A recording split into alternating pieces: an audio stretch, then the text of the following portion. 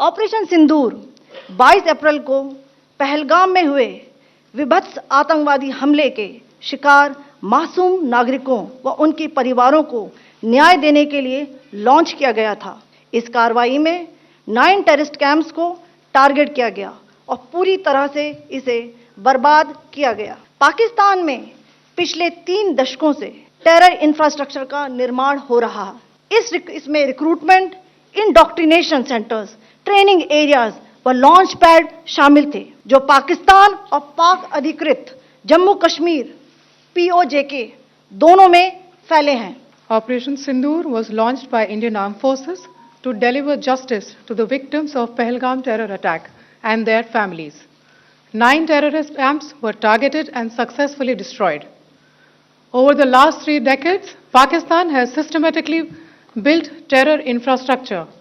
It is a complex web of recruitment and indoctrination centers, training areas for initial and refresher courses, and launch pads for handlers. These camps are located both in Pakistan as well as Pakistan-occupied Jammu and Kashmir areas. Some of the well-known training camps are located, as you can see on the screen. They are distributed from Savai Nala in the north, counting to approximately 21, ending at Bhagalpur to the south. इन लक्ष्यों का चयन विश्वसनीय intelligence सूचनाओं के आधार पर हुआ ताकि आतंक गतिविधियों की रीढ़ तोड़ी जा सके, और यह खास ध्यान दिया गया कि निर्दोष नागरिकों और सिविलियन इंस्टॉलेशन को नुकसान न पहुंचे। The selection of these targets for Operation Sindoor was based on credible intelligence inputs and role of these facilities in perpetrating the terror activities.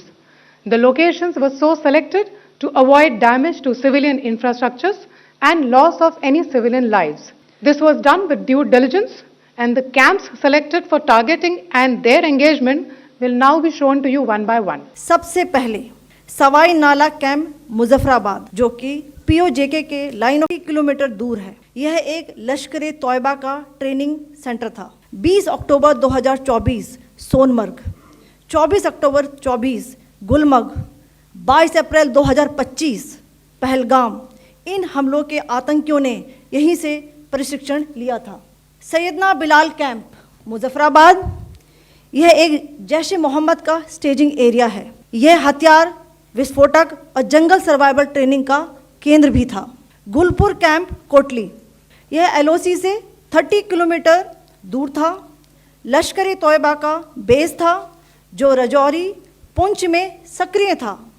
20 अप्रैल 2023 को पुंछ में और 9 जून 2024 को तीर्थ यात्रियों के बस हमले में यहीं से आतंकी को ट्रेन किया गया था।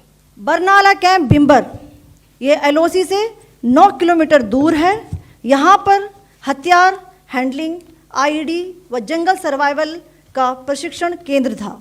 अब्बास कैंप कोटली, यह LOC से 13 किलोमीटर दूर है। लश्कर-ए तौयबा का फिदाइन यहाँ तैयार होता था। इसकी कैपेसिटी 15 टेररिस्ट को ट्रेन करने की थी। अब मैं पाकिस्तान के अंदर के टारगेट से अवगत कराना चाहूँगी। पहला, सर्जल कैंप सियालकोट, यह अंतर्राष्ट्रीय सीमा से 6 किलोमीटर की दूरी पर है, सांबा कठुआ के सामने।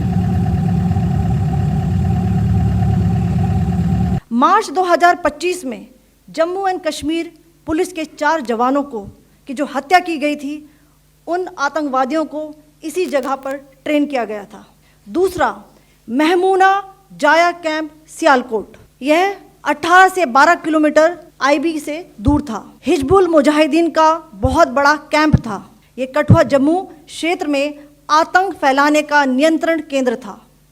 पठानकोट एयरफोर्स बेस पर किया गया हमला भी इसी कैंप से प्लान और डायरेक्ट किया गया था। मरकज ताइबा मुरीद के, यह IB से 18 से 25 किलोमीटर दूरी पर है।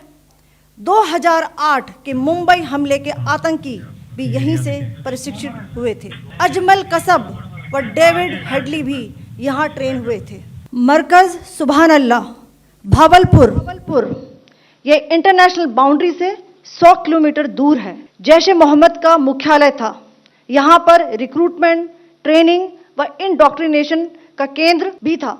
शीर्ष आतंकी अक्सर यहां आते थे। मैं आप सबको बताना चाहती हूं कि किसी भी सैन्य ठिकाने का निशाना नहीं बनाया गया और अभी तक किसी तरह की नागरिक क्षति की रिपोर्ट नहीं है। जय Hind. A niche technology weapons with careful selection of warheads was ensured so that there will be no collateral damage. The point of impact in each of the target was a specific building or a group of buildings. All the targets were neutralized with clinical efficiency, and the results reiterate the professionalism of the Indian Armed Forces in the planning and execution of their operations. No military establishments were targeted. India has demonstrated. It must be said that the Indian Armed Forces are fully prepared to respond to Pakistani misadventures, if any, that will escalate this situation. Jai Hind, and thank you very much.